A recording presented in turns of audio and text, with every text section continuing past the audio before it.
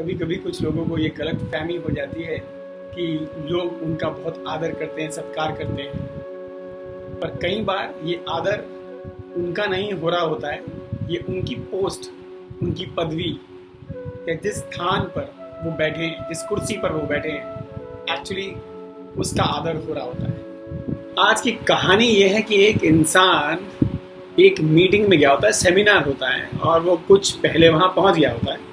तो उसको मन करता है कि मैं कॉफ़ी पीऊँ, तो वहाँ किसी से पूछता है कि यहाँ कॉफ़ी कहाँ मिलेगी। तो उसको इशारा करके बता दिया जाता है कि भाई साहब आप वहाँ चले जाओ, वहाँ पर कॉफ़ी का डिस्पेंसर लगा हुआ है, आप वहाँ से कॉफ़ी ले लीजिए।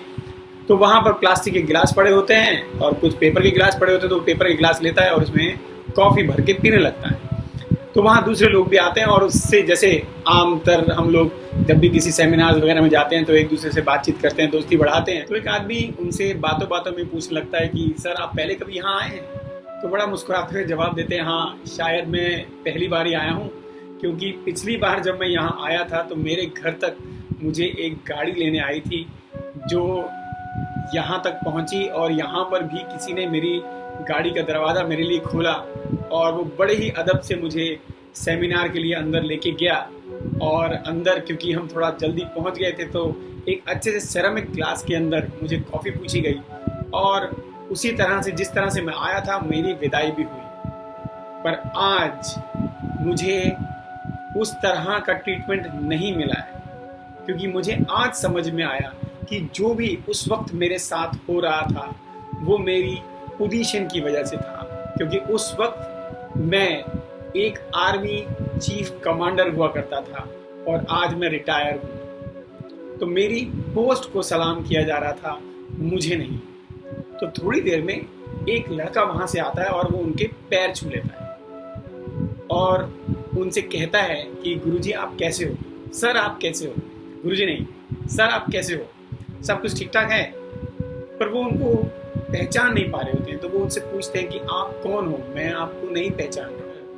तो वो लड़का बोलता है कि सर मैंने आपके अंदर ट्रेनिंग ली है और मैं अब देश का चीफ कमांडर हूँ, इसलिए मुझे यहाँ पर बुलाया गया है। तो दोस्तों हमें इससे दो बातें सीखने को मिलती हैं कि पहली वो बात कि अगर आपको किसी भी तरह की प्रशंसा आपके ओहदे की वजह से अगर मिलती है तो वो टेम्परेरी है।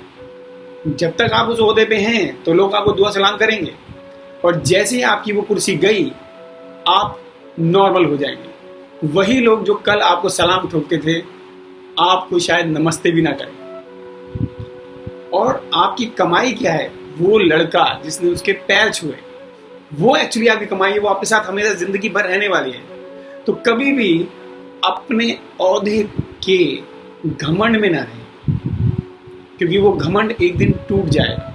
पर हाँ, उस ओहदे पे रह के अगर लोगों का आपने भला किया है, अगर उससे लोगों की भलाई हुई है, वो आपको जिंदगी भर मिलेगी। जैसे उस लड़के ने उसके आके पैर छुए, उसने तो नहीं कहा था कि मेरे पैर छुओ, पर क्योंकि उसने उसको कुछ दिया था जो उसकी जिंदगी में काम आया, उसने उसको याद रखा, तो उसने वो रिस्पेक्ट भी याद रखी जो शायद वो उस वक्त ना देता हो, पर अब दे रहा है सफलता के बाद। तो दोस्तों अगर आपको ये कहानी पसंद आई हो तो लाइक कीजिए, शेयर कीजिए, सब्सक्राइब कीजिए। आपका दिन शुभ रहे।